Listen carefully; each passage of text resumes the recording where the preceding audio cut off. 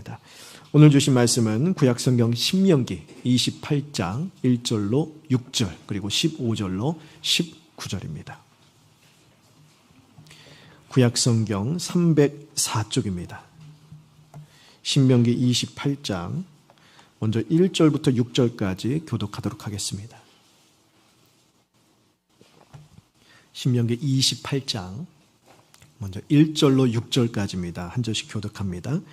내가 내 하나님 여호와의 말씀을 삼가 듣고 내가 오늘 내게 명령하는 그의 모든 명령을 지켜 행하면 내 하나님 여호와께서 너를 세계 모든 민족 위에 뛰어나게 하실 것이라.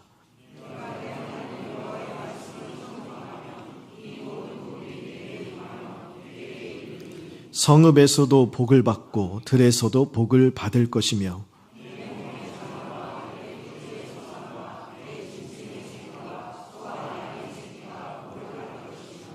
내 강주리와 떡 반죽 그릇이 복을 받을 것이며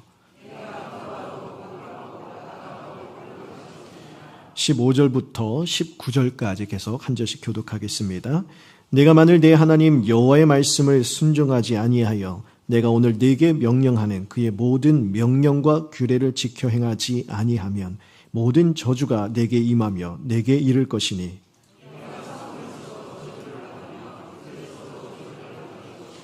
또 내 광주리와 떡 반죽 그릇이 저주를 받을 것이요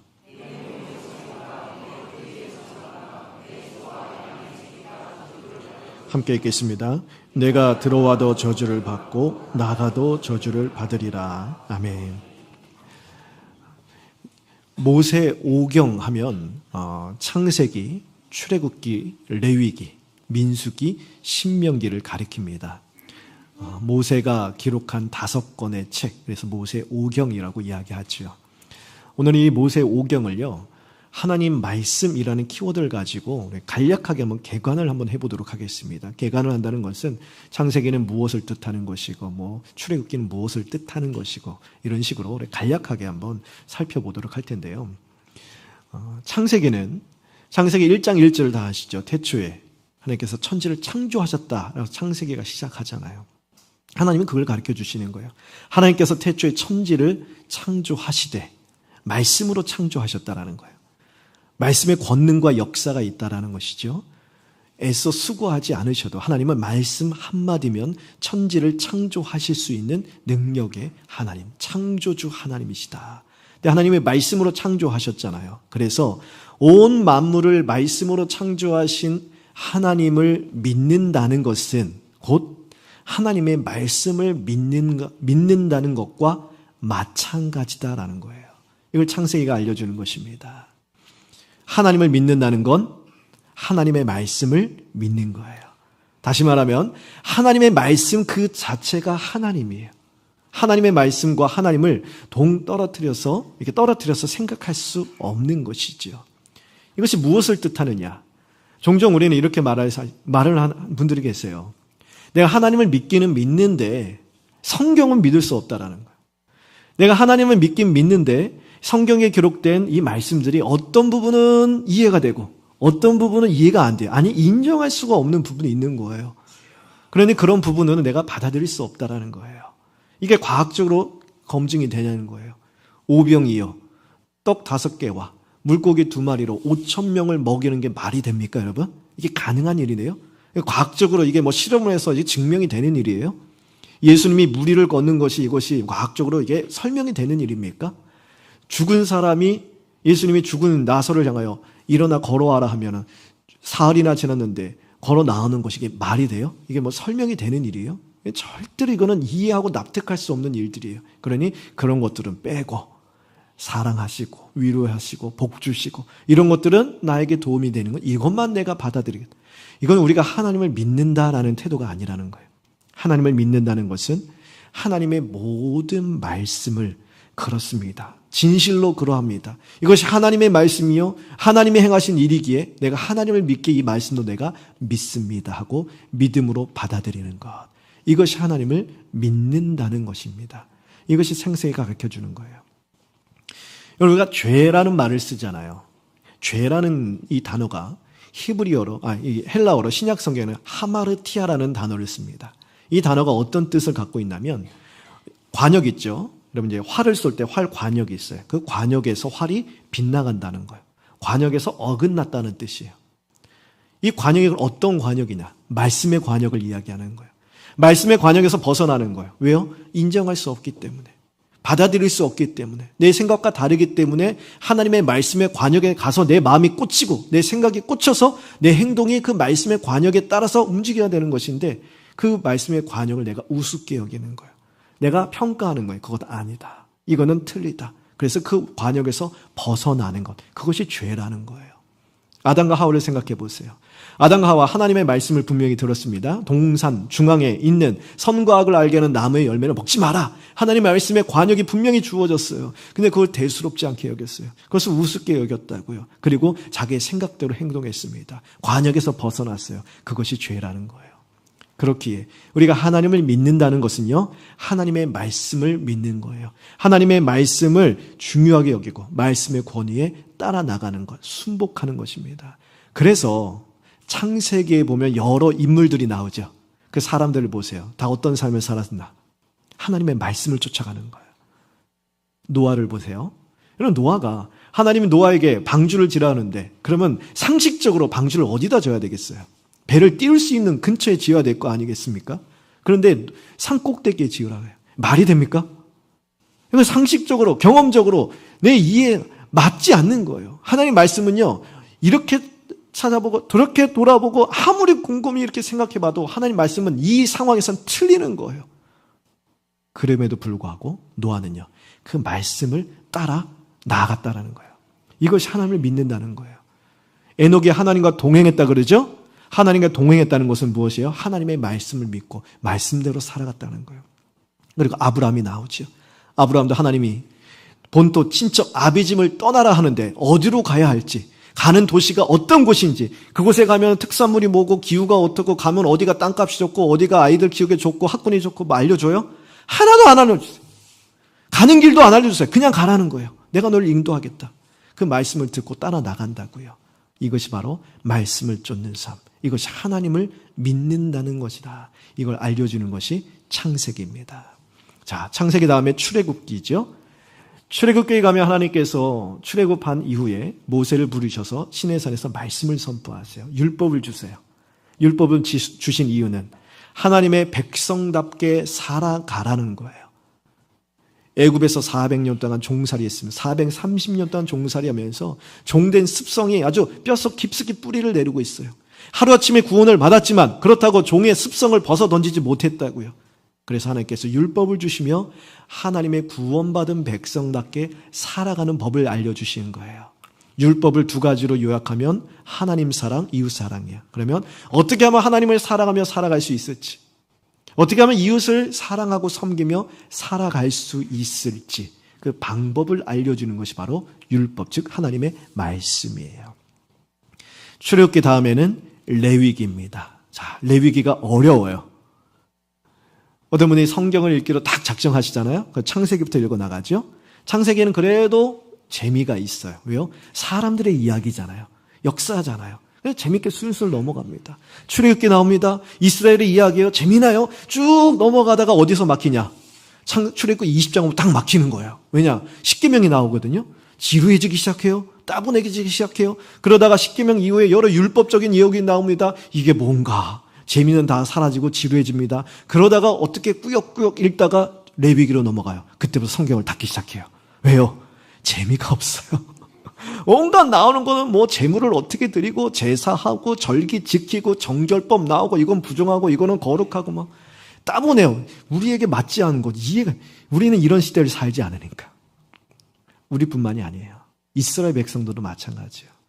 하나님께서 이스라엘 백성들에게 이 레위기에 해당하는 절기, 제사, 정결법을 주셨을 때 이스라엘 백성들도요, 이것이 야 하나님의 말씀이니까 우리가 이 말씀대로 살아야지 그러면서 받아들이지 않았을 거예요. 왜냐? 좀 여러분 생각해 보세요. 제사를 드리는데 소를 가져와서 다 태워드리래요. 양을 잡아서 다 태워드리래요. 이스라엘 백성들에게 소와 양과 같은 것은요 제산이에요. 자기들이 먹을 것도 부족한 거예요. 광야에서 여러분 그거 가져와서 제사 드리는 게 쉬운 일이겠어요? 어려운 일이에요. 그런데 그것을 아까운 것을 태워드리는데 아낌없이 다 태워드리래요. 아이고 아까워. 하나님 굳이 다 태워드려야 됩니까? 반만 태워드리면 안 돼요? 곡식을 가져와서 해갖고 하나님께 다 태워드리래요. 우리 먹을 것도 없는데 그걸 다 태워드려야 됩니까? 굳이 그렇게 해야 됩니까? 그 귀한 포도주를 다 부어드려야 됩니까? 어디다 부어요? 그냥 딱. 그리고 나중에 보니까 제사장만 그걸 먹고 있는. 우리는 뭡니까? 정결법. 그 규칙들이 좀 까다로워요? 얼마나 복잡해요.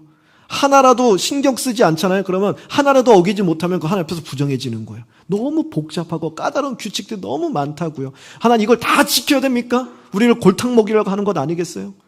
일부분만 지켜도 되지 않겠습니까? 그 생각이 왜 없겠어요? 하나님 아니라고 하는 거예요. 왜냐?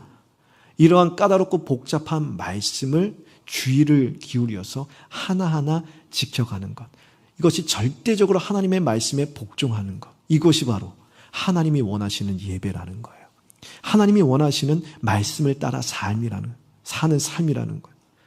여러분, 예배는요, 우리가 가벼이 드릴 수 있는 것이 아니에요. 하나님 우리에게 원하시는 예배는 어떻다고요? 전심을 다해 드려요. 철저하게 하나님의 뜻대로 행하는 거예요. 오직 하나님이 원하시는 방식대로 하나님 앞에 드릴 수 있는 것이 예배라는 거예요. 가벼이 생각할 수 있는 것이 아니라는 거예요. 우리의 정성과 관심과 우리의 뜻을 다 기울여서 하나님이 원하시는 방식대로 하나님께 나아가 하나님의 영광 드리는 것, 영광 올려드리는 것, 이것이 예배요. 또한 하나님의 백성답게 사는 길이다 가르쳐 주시는 거예요. 자, 레위기 다음에 민수기가 나옵니다. 이런 민수기는요, 영어 성경에 보잖아요. 민수기를 뭐라고 번역을 하느냐? numbers라고 번역을 해놔요. 우리가 숫자를 넘버라고 그러죠. 이 number 여기에다 s를 붙이는 거예요. 무슨 뜻이냐? 민수기는 숫자를 세는 성경이에요. 그래서 민수기 처음에 보면 이스라엘이 이제 출애굽을 했습니다. 광야를 걸어가기 시작했을 때에 하나님께서 모세에게 이스라엘 백성들 중 20세 이상으로 전쟁에 나갈 수 있는 남성의 수를 세라고 하십니다. 그러자 민수기 1장 46절에 보니까 계수된 자의 총계는 60만 3,550명이었다고 기록을 해요. 그리고 민수기 끝에 가잖아요. 하나님이 다시 모세에게 숫자를 세라고 해요. 전쟁에 나갈 수 있는 20세 이상의 남자의 수를 세라고 이야기하십니다. 그러자 민수기 26장 51절에 보니까 이스라엘 자손에 계수된 자가 60만 1,070명이에요. 자, 아까 60만 몇 명이었죠? 갑자기 550. 방금 저도 까먹네.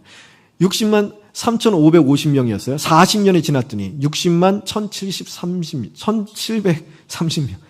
자, 약간의 차이가 있긴 하지만 대동소이하죠? 비슷해요. 60만 명이라는 이런 수가 거의 비슷합니다. 무엇을 보여주냐면 광야의 이 40년 척박한 생활 동안에 한 세대가 지나가고 그 다음 세대가 자라나고 성장하고 또한 40년을 광야에서 살아오는 그 시간 동안 숫자가 거의 비슷하다는 것은 하나님이 지켜주셨다는 거예요. 하나님의 말씀대로 쫓아나가면 하나님이 책임져 주신다는 거예요. 40년의 광야 생활이 그거잖아요. 매일 메추라기와 만나를 먹여주시고 구름기둥 불기둥으로 인도하여 주셔서 40년 동안 의복이 헤어지지 않고 발이 부르트지 않도록 하나님이 도와주셨다는 거예요. 그것이 민수기예요. 무엇을 보여줍니까? 하나님 말씀대로 쫓아나가면 내가 책임진다는 거예요. 그 다음 신명기입니다. 신명기는 금요기도의 시간에도 제가 말씀을 드렸는데 이 세대, 자 다음 세대가 이제 약속의 땅, 가나안 땅으로 들어가기 전에 모세가 유언과 같은 설교를 하는 것, 이것이 신명기예요. 세 편의 유언의 설교로 구성이 되어 있어요. 핵심은 뭐냐? 하나님 말씀을 지켜 살아나가라는 거예요. 신명기는 영어로 드투로노미라는 그런 말로 번역이 됩니다. 이 말은 두 가지 단어가 합성이 돼 있어요. 드투로스, 이건 뭐냐면 세컨드, 그러니까 다시 또는 두 번째 이런 뜻이 있습니다. 그리고 노머스라는 것은 law, 율법이란 말이에요. 다시 주어지는 말씀, 두 번째 주시는 말씀이에요. 두 번째 율법을 주셨다는 말씀이 아니라 율법을 다시 강론하는 것이죠. 하나님의 율법을 다시 가르쳐 주는 것이 신명기라는 거예요.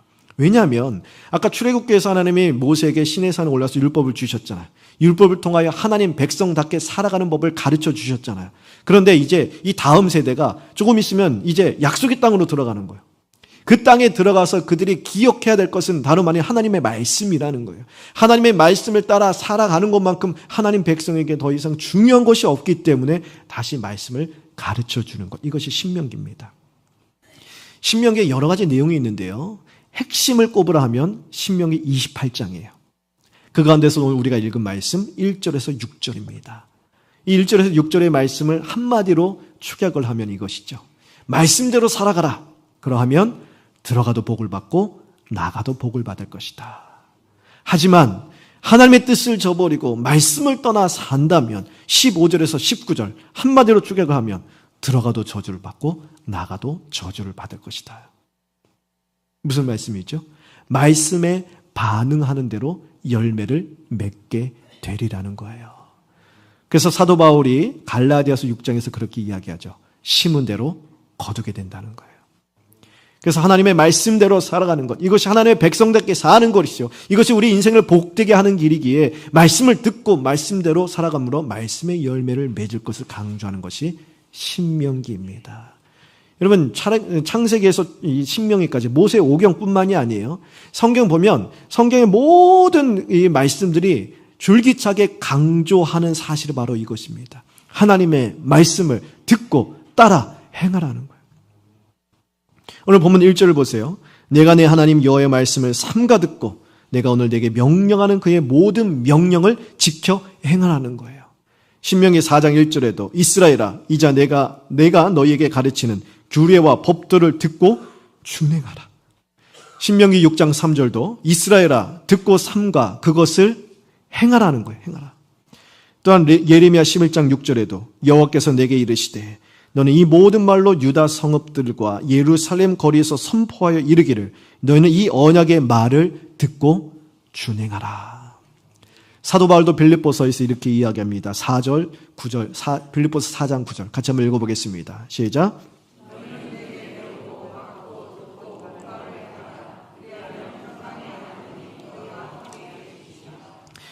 내게 배우고 받고 듣고 본 바를 행하라 이야기하죠. 여러분, 우리의 삶을 복되게 만들고 싶지 않으세요? 우리 인생을 복되게 만드는 비결, 성경에서 이렇게 이야기합니다. 하나님 말씀을 듣고 배우고 그대로 행하라는 거예요. 말씀대로 행하는 것이 우리의 삶을 복되게 만든 일입니다. 왜냐? 하나님이 함께 하시는 길이기에, 하나님이 함께 하시기에 우리의 모든 선한 일에 열매를 맺게 하시는 거예요. 이렇게 하나님 말씀을 듣고 행하라 가르치는 것입니다. 그렇게 우리는요, 하나님 말씀을 듣는 것으로 그쳐서는 안 돼요. 이 말씀을 들을 때 이 말씀이 하나님이 오늘 나에게 주시는 말씀으로 들어야 돼요. 그리고 그 말씀을 머리가 아니라 가슴에 새기면서 우리의 삶의 현장으로 돌아가서 생각과 말과 행동에 적용하도록 애써야 하는 것입니다. 오늘날 한국교회에 좀 안타까운 여러 가지 일들이 있는데 그 중에 하나는요, 말씀을 아주 잘 선포해요. 여러분, 요즘 우리가 말씀을 듣지 못해서 영적 가람을 느끼는 게 아니죠. 말씀의 홍수 시대예요. 마음만 먹으면 언제든지 하나님 말씀을 들을 수 있어요. 여기저기서 들을 수 있습니다. 특히 스마트폰을 통해서 언제든지 주의 말씀을 들을 수가 있어요. 그런데 말씀은 선포가 되는데 말씀대로 살아가는 것을 가르치지 않을 때가 많아요. 왜냐? 말씀대로 살아가라는 것은요, 영적 잔소리처럼 들려요. 듣기 싫어요. 듣기 불편해요. 그렇기 때문에 듣고 싶은 말만 선포하는 거예요. 정작 들어야 될 말씀을 선포하지 않는 거예요. 사랑을 외칩니다. 은혜를 외칩니다. 영혼 구원을 외칩니다. 그런데 하나님의 사랑을 받은 자로서 어떻게 사랑하며 살아갈 것인가를 가르치지 않아요. 왜요? 듣기 불편하니까. 하나님의 은혜는 자꾸 외칩니다. 하지만 은혜 받은 자 잡게 살아가자, 흩어져서 은혜를 베풀며 살아가자 외치지 않습니다. 왜요? 듣기 불편하니까. 영혼 구원은 외쳐요. 정작 영혼 구원을 위해서 우리가 어떻게 빛의 자녀로서 빛의 열매를 맺으며 살아가야 할지를 가르치지 않아요. 왜요? 듣기 불편하니까. 그러니 교회 안에서는요, 구원, 감사, 찬양, 영생, 모든 것이 충만해요. 우리 신앙 고백이 충만해요. 그런데 흩어지면요, 다 사라지면 교회 놓고 가는 거예요. 흩어져서는 우리 신앙 고백의 삶으로 연결되지 않는 거예요. 우리 성민교회에서는요, 하나님의 말씀을 바르게 가르치는 데 힘쓸 것입니다. 난 동시에 이 말씀대로 살아가는 것이 무엇인지 때로는 듣기 불편하고 때로는 거북스러울지라도 꼭 들어야 될 하나님의 말씀을 그대로 전하고 말씀대로 준행하는 법을 가르쳐 드리는 일에 힘쓰도록 하겠습니다. 여러분, 그래서 말씀을 듣고 또한 말씀을 우리 가슴 속에 새길 수 있는 이 기회를 놓치지 마시고요. 적극적으로 나와서 듣고 배우는 데 힘쓰시게 되기를 바랍니다. 우리 새벽 기도에도 우리 말씀을 언제든지 이 현장에 나오지 못하셔도 하루에 시간을 내서 들을 수 있도록 우리 유튜브로 다 셀마다 다 전송이 되잖아요. 그래서 새벽 기도의 시간이 길지가 않아요. 그 유튜브 영상으로는 1시간 10분, 20분 뜨긴 하지만 사실 앞뒤에 기도하는 그런 시간이고 사실 정작 이 새벽 기도에 찬양하고 말씀 듣고 딱 끝나는 시간은 20분도 안 되고요. 설교는 한 10분 남짓돼요. 그래서 여러분 그 본문을 묵상하시고 말씀을 들으시고 그 말씀대로 살아갈 수 있는 힘을 구하시고 오늘 우리가 예배 전에 찬양했던 그 찬양의 가사처럼 거룩히 살아갈 힘, 두려움 없는 용기를 주시길 구하시면서 말씀대로 준행하며 살아갈 수 있는 은혜를 구하시게 되기를 바랍니다. 새벽 기도뿐만이 아니에요. 수요 예배도 마찬가지예요. 어려운 교리를 배우지만 하이델베르크 교리 문답이라는 딱딱한 교리예요. 하지만 그것을 배우는 이유는 우리가 단순히 믿는 게 아니라 무엇을 믿는지 하나님이 어떤 분이신지를 더 깊이 알아서 그 하나님을 믿는 믿음대로 살아갈 수 있는 힘과 은혜를 구하고자 함입니다.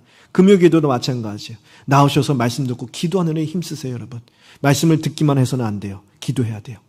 말씀을 듣고 기도하면서 이 말씀이 사라지지 않도록 우리가 지난주에 마가복음 하면서 4가지 밭의 비유를 살펴보았어요. 자, 돌밭. 우리는 여기 와서 기쁨으로 예배하고 하나님 영광 돌리고 하나님 예배한다고 자동적으로 우리의 마음밭이 다 옥토는 아니에요. 좋은 밭이 아니에요.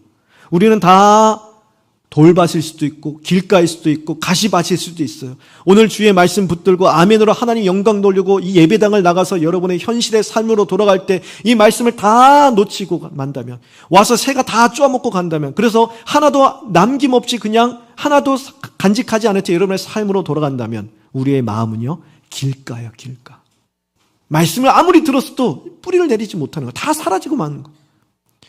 우리 가슴 속에 심겨서 말씀을 담고 우리의 삶의 터전으로 돌아간다 하더라도 이 말씀이 내 생각과 맞지 않아서 이것은 말씀은 내 마음 속에 깊이 새기지 않고 그냥 머리를 듣고 흘려버리면 귀로 듣고 흘려버린다면 돌밭과 같은 거예요. 열매를 맺지 못합니다.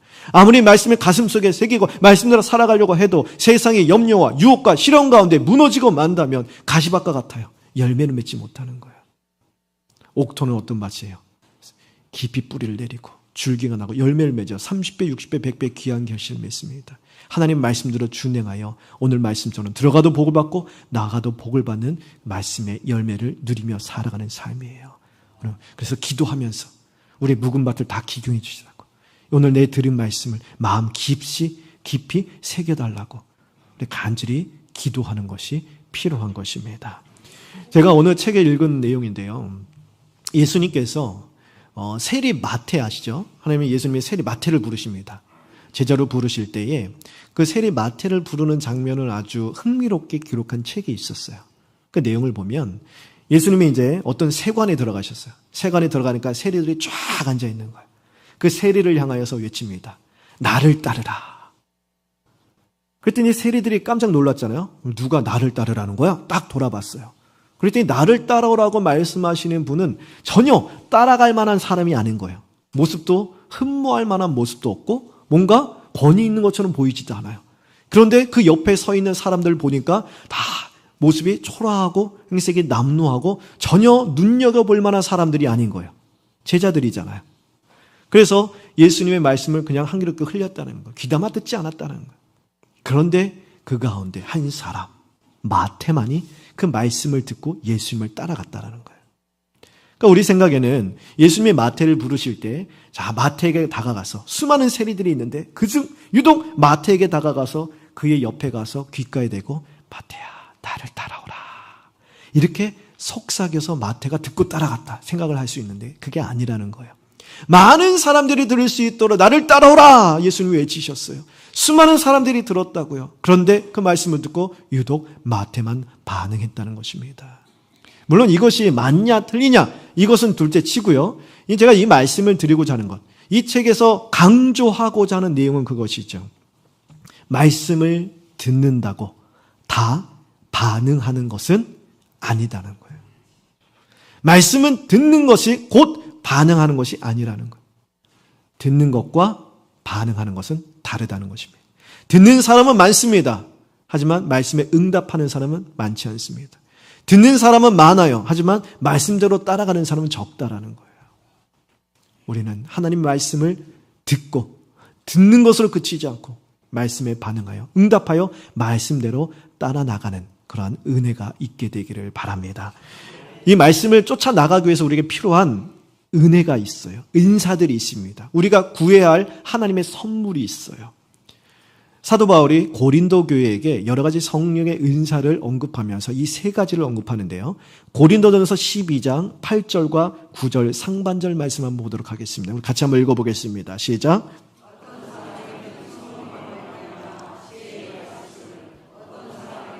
같은 성령을 따라 지식의 말씀을, 다른 사람에게는 같은 성령으로 믿음을 주셨다고 이야기해요. 자, 세 가지 성령의 은사가 나타납니다. 첫 번째는요, 지식의 말씀의 은사예요. 쉽게 말하면 하나님의 말씀을 바르게 이해하는 거예요. 하나님의 말씀을 깨달아지는 거예요. 믿음이 깊어지는 거예요. 그래서 하나님의 그런 부요한 사랑, 그리스도의 그런 넓고 깊고 크고 긴 사랑을 깨달아 알아가며 우리의 믿음이 왕성해지는 것. 이것이 지식의 말씀의 은사예요. 또한 지혜의 은사가 있다 그러죠. 지혜의 말씀의 은사는 뭐냐면 깨달아 아는 것을 적용하는 은사예요.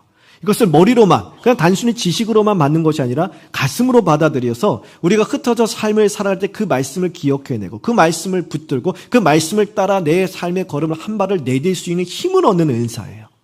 또 다른 은사는 믿음의 은사입니다. 여러분, 믿음도 은사예요.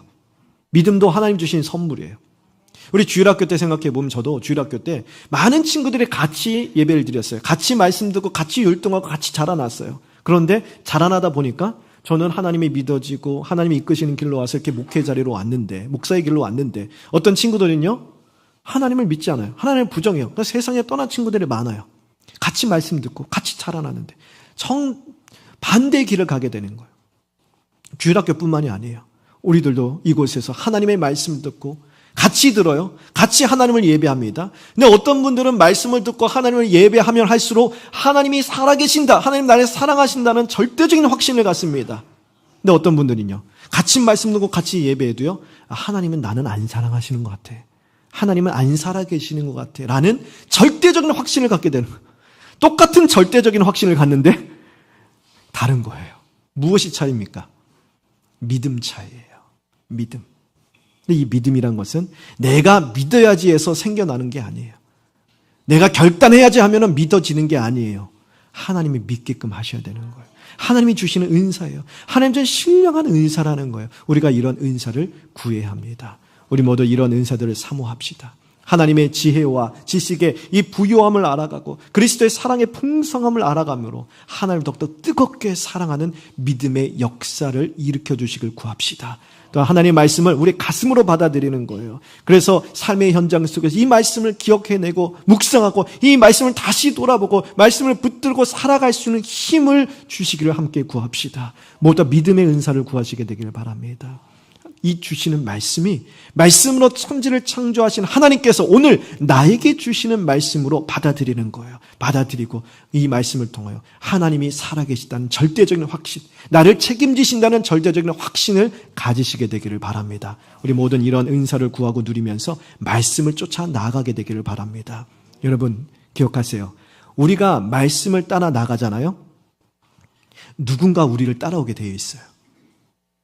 내가 말씀을 쫓아 나가면 말씀을 따라가는 우리를 보고 누군가 나를 따라온다고요. 아브라함을 보세요. 하나님이 아브라함 아까 말씀드렸죠. 본토 친척 아비 집을 떠나 내가 너에게 보여주는 곳으로 가라. 그 말씀 하나 붙들고 따라갔어요. 아브라함은요, 내비게이션도 없고 아무것도 없어요. 그저 말씀 따라 나갔어요. 그러자 누가 따라옵니까? 그의 조카 롯이 따라와요. 롯이 아브라함처럼 하나님 말씀 붙들고 따라갔어요? 아니에요. 롯은 아무것도 따라 보이지 않았어요. 그 무엇을 따라가지도 않았어요. 오로지 아브라함만 따라갔어요. 사람 따라갔다고요. 그런데 그가 어떻게 되느냐? 베드로후서 2장 7절에 보면 그 롯을 가리켜 하나님께서 의로운 자라고 말씀하세요. 여기서 말하는 의로운 자는요, 우리가 아는 아브라함, 믿음, 모세처럼 그런 막 신앙의 영웅 같은 그런 모습이 아닐지라도, 롯은 그런 모습을 보여주지 않아요. 그런데 불구하고 하나님은 그를 의롭다 말씀하세요. 무엇이냐? 하나님의 은혜를 입었다라는 거예요. 하나님의 크신 은혜를 입는 삶을 살게 되었다라는 거예요. 우리도 마찬가지예요. 우리가 말씀을 쫓아 나아가잖아요. 우리 주변에 있는 누군가가 우리를 따라올 거예요. 주변에 있는 누굽니까? 우리 사랑하는 가족들, 사랑하는 자녀들, 그의 영혼 구원을 위하여 뜨겁게 기도하는 대상자들, 그들이 우리를 따라오게 될 거예요. 처음에는 우리를 따라오겠죠? 사람을 쫓아오는 인생이겠죠? 하지만 점차 하나님께서 그 발걸음을 우리처럼 인도해 주셔서 우리가 말씀을 쫓아가듯 그들도 말씀을 따라가는 복된 인생길에 서게 해 주실 줄 믿습니다. 여러분, 신명기는요, 이스라엘 백성들에게 다시 하나님의 말씀의 중요성을 가르쳐주는 성경이라고 말씀드렸어요. 오늘 우리에게 이 말씀을 왜 주시느냐? 우리 다 알아요. 말씀의 중요성 다 알아요. 말씀대로 살아가야 복 받는 거 다 알아요. 아는데도 안 돼요. 그렇기 때문에 우리가 다시 말씀해 주시는 거예요. 이것처럼 우리 인생에 중요한 것도 없기 때문에, 우리 인생을 복되게 하는 것도 없기 때문에, 들어가도 복을 받고 나가도 복을 받는 인생을 살기 위해서는 말씀을 듣고 말씀대로 따라 나가는 것밖에 없기 때문에 하나님 우리에게 다시 한번 말씀해 주시는 것입니다. 이 말씀을 가슴에 새기게 되시길 바랍니다. 마지막으로 에베소서 5장 16절 말씀 한번 읽도록 하겠습니다. 시작. 자, 때가 악하기에 세월을 아끼라는 거예요. 이 아끼다라는 헬라어 단어는요, 이 엑사고라조라는 단어인데 이것은 뭐냐면 기회를 산다는 뜻이에요.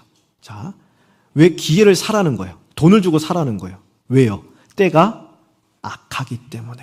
이 세상은 악한 세상이에요. 하나님 말씀대로 살지 않아요. 본능대로 살아요. 자기 뜻대로 살아요. 내가 원하면 다 진리예요. 내가 원하면 그대로 해야 되는 직성이 풀리는 세상이에요. 그것이 맞다고 가르치는 세상이에요. 하나님 말씀의 원리를 순리를 거스러 영리로 이렇게 가는 것, 이것이 진리라고 말하는 세상이에요. 이 악한 세상을 살면서 우리가 하나님 말씀대로 따라 살기 위해서 어떻게 되느냐?